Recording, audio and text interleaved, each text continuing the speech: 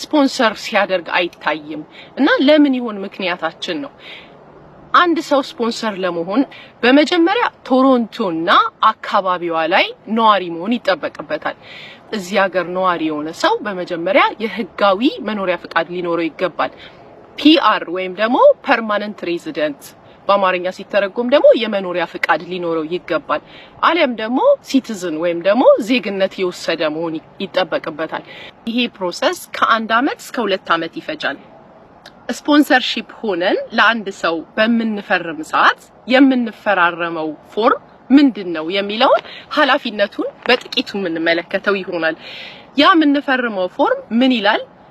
ለ1 አመት ያክል የሚመጣው ወይም ስፖንሰር የሆንኩት ሰው ሙሉ ለሙሉ ኃላፊነቱ የኔ ነው።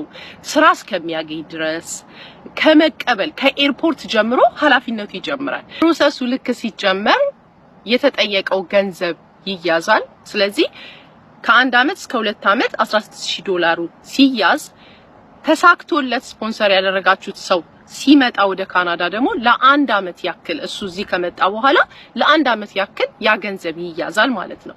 ያ ገንዘብ የሚያዝበትን ምክንያት ያመጣችሁት ሰውን ማኖር ካልቻላችሁ አኖረዋለሁ፣ አበለዋለሁ፣ አጠጣዋለሁ ስራ ቢያጣ ለ1 አመት ያክል እኔ ኃላፊነት ሆነዋለሁኝ ለሚደርስበት ነገር ሁሉ መንግስትን አያስቸግርም፣ እርዳታ አይጠይቅም የሚል ፎርም ስለተፈራረማችሁ በዛ የተነሳ ለ1 አመት ያክል $16000 ይያዛል። የሚያዝበት ምክንያት ያንን ማድረግ ካልቻላችሁ ያ ሰው መንግስት ጋር ሳይሆን እርዳታ የሚጠይቀው ከዛ $16000 ላይ ለሰውየው ለመጣው ስፖንሰር ለተደረገው ሰው እርዳታ ይደረግለታል ለ1 አመት ያክል ማለት ነው።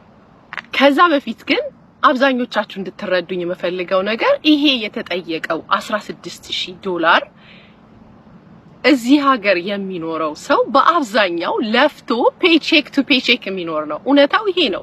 አንዳንድ ሰው ይሄ ሲነገር ደስ ላይለው ይችል ይሆናል። እውነታው ይሄ ነው።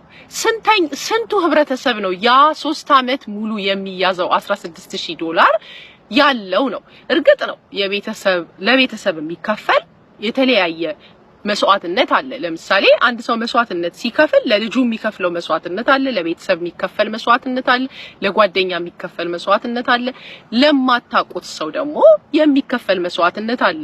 ይሄ እውነታው ነው። ይሄንን ነገር በአብዛኛው ማንንም ሰው አላቅም፣ ግን ስፖንሰር ሁኑኝ ለሚሉ ሰዎች ግንዛቤን ለማስጨበጥ ነው። ለምን እውነታውን ማወቅ ለራስም ስለሚጠቅም ነው። ስፖንሰር መሆን ከባድ ኃላፊነት ነው። አንድን የማታውቁትን ሰው $16000 ለ3 አመት ያክል ለማስያዝ ተስማምታችሁ የመኖሪያ ፍቃዳችሁን አስይዛችሁ ኃላፊነት ወስዳለሁ ቢራብ ቢቸገር ቢጠማ ለ1 አመት ይሄንን ሰው አኖረዋለሁ ብላችሁ የምትፈርሙ ሰዎች ስንት ናችሁ? እኔ አሁን በስደት ላይ ያላችሁ ወገኖቼ ነው የምጠይቃችሁ። ለማታውቁት ሰው ለዚያውን በዚህ ዘመን ማለት ነው ለ1 አመት ያክል ይሄ ሰው የኔ ኃላፊነት ነው ብላችሁ ከመንግስት ጋር ተፈራርማችሁ የምታመጡ ስንት ሰው ናችሁ? ለአንድ ቀንስ በዚህ ጊዜ እንደው ተቸግሮስ የሚያሳድር ሰው አለ?